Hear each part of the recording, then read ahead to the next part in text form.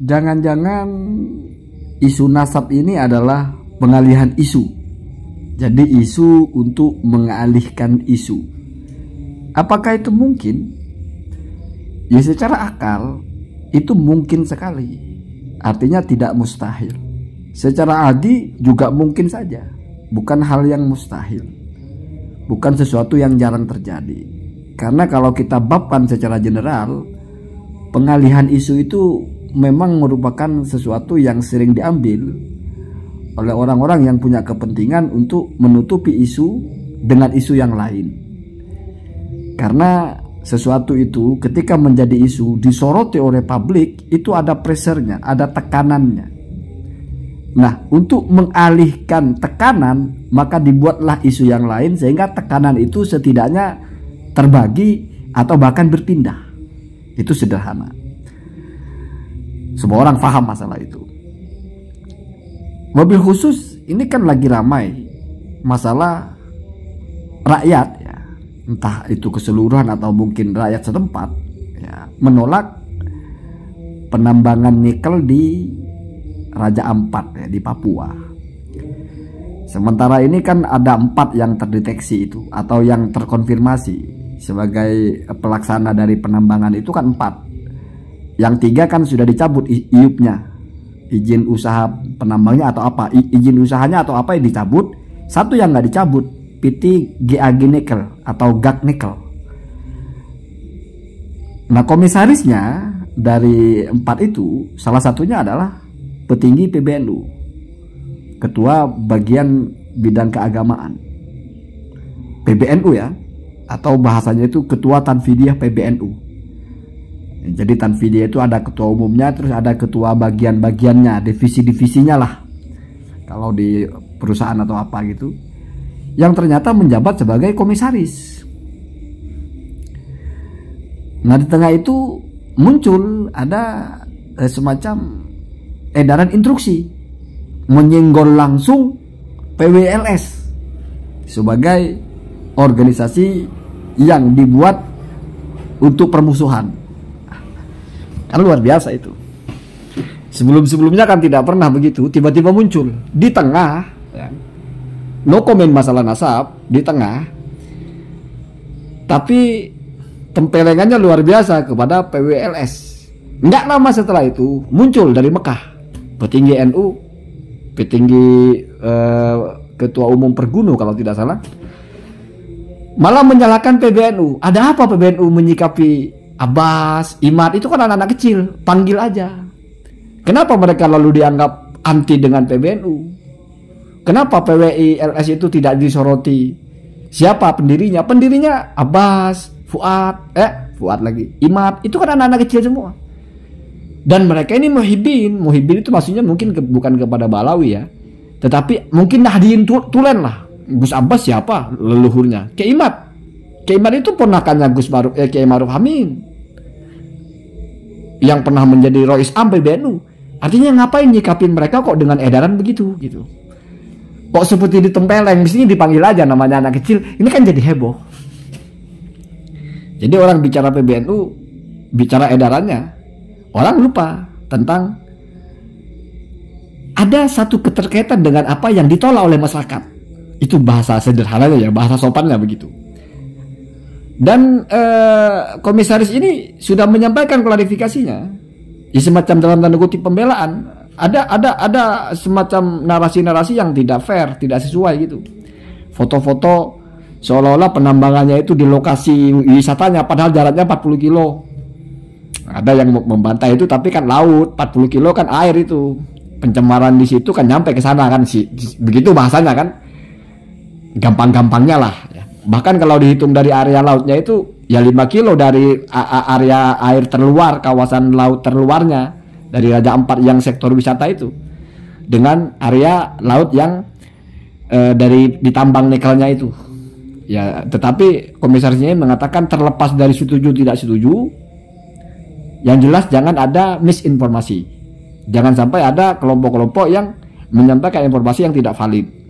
Kalau jaraknya 40 kilo, jangan disandingkan di foto seolah-olah dempet, seolah-olah penambangan itu menghantam sektor-sektor wisatanya, padahal kan bukan di area wisatanya, kira-kira kan begitu. Ini kan heboh, apalagi kalau dikaitkan dengan hubungan PBNU dengan masalah pertambangan. PBNU itu menerima konsesi pertambangan.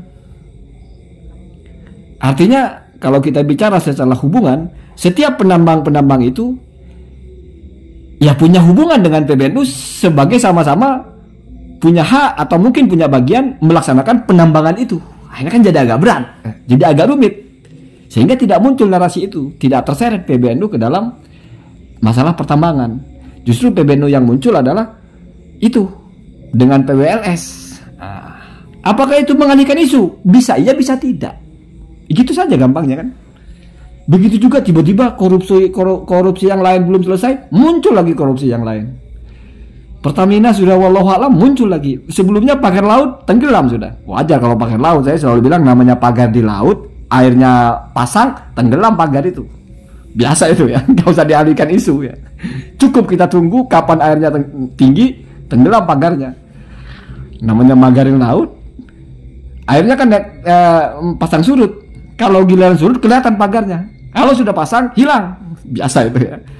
Pak Khalid kan sudah apa kabar itu? PIK 2 apa kabar? Kan banyak kasus-kasus ini yang heboh di awal hilang, rempang. Apakah sekarang masih berlanjut atau tidak? Wallahu a'lam. Dan mungkin yang nikel di Raja Ampat ini juga heboh. Muncul Kemendikbud, menteri mantannya sebelumnya itu, dugaan korupsi atau apa. Nanti muncul lagi. Jadi pada akhirnya ya begitu ya. Apakah ini pengalihan isu? Saya tidak tahu persis dan saya tidak yakin, kalau saya pribadi tidak. Mungkin kebetulan saja terjadinya beriringan. Cuma jaga-jaganya begini.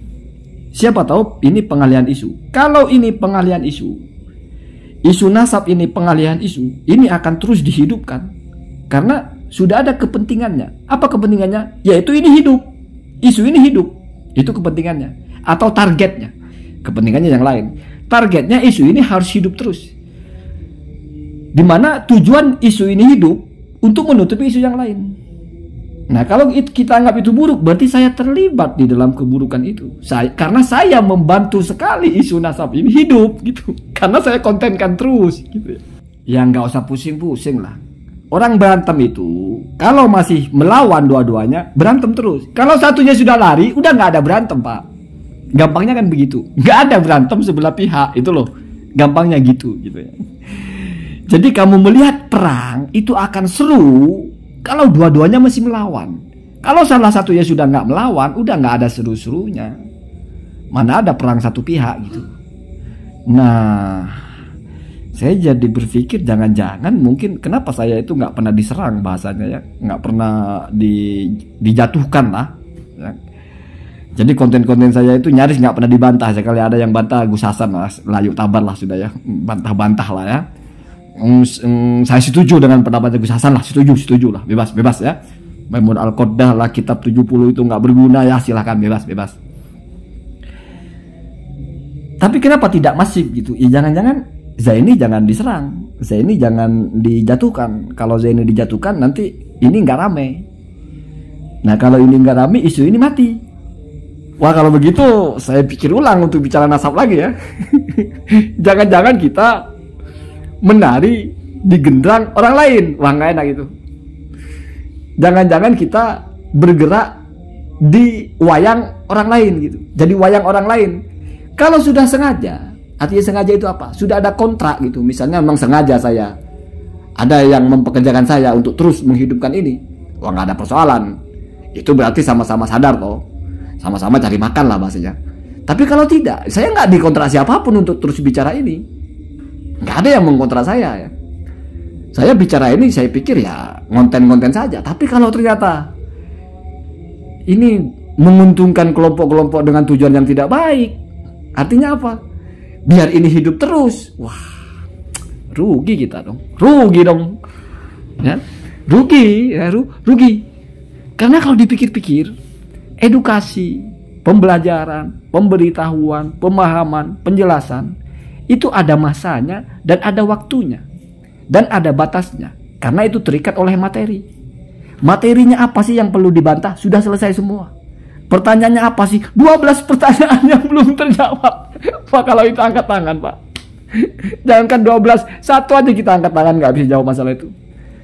Tapi nggak ada masalah bagi saya. Kenapa? Karena pertanyaannya bermasalah. Jadi saya nggak perlu jawab masalah itu.